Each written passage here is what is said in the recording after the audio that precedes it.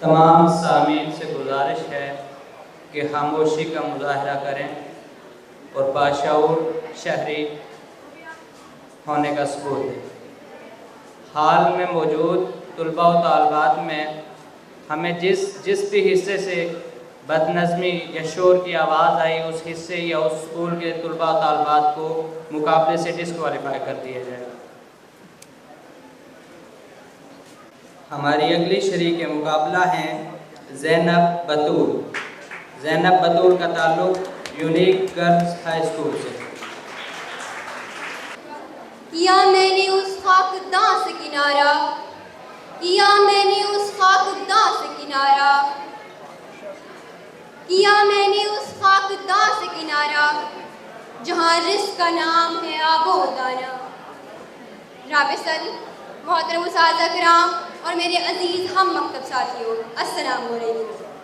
میرا نام زینب بطول ہے اور آج مجھے جس اہم موضوع پر لب کشائی کا موقع ملا ہے وہ ہے کرگس کا جہاں اور ہے شاہین کا جہاں اور۔ جناب صدر، علامہ اقبال کی شاعری میں کرگس اور شاہین کے کردار پائے جاتے ہیں۔ کرگس کا کردار ایک پیشہ ور کا کردار ہے اور شاہین کا کردار ایک مجاہد کا کردار ہے۔ جناب صدر، فطر شاہین اس بات پر کس طرح مائل ہو سکتی ہے کہ وہ پروازیں نگو کرے، بلندی اور سرشاری تو اس کی معراج۔ بلند پرواز تھا لیکن نہ تھا جسور و غیور، بلند پرواز تھا لیکن نہ تھا جسور و غیور، حکیم سر محبت سے بے نصیب رہا۔ پھرا فضاؤں میں کرگس اگرچہ شاہین وار، پھرا فضاؤں میں کرگس اگرچہ شاہین وار، شکار زندہ کی لذت سے بے نصیب رہا۔ جناب صدر، میرے ذہن سے وہ قصہ اوجل نہیں ہوتا کہ جب طارق بن زیاد نے ہسپانیہ کے ساحل پر کھڑے ہو کر کہا، سنو میں نے کشتیاں جلا دی ہیں، آگے بھی موت ہے اور پیچھے بھی موت، آگے کی موت عزت کی موت ہے اور پیچھے کی موت ذلت کی موت ہے۔ تو پھر وقت نے دیکھا کہ کس طرح سینہ ہسپانیہ نے طارق بن زیاد کا علم اپنے سینے پر لگائے رکھا۔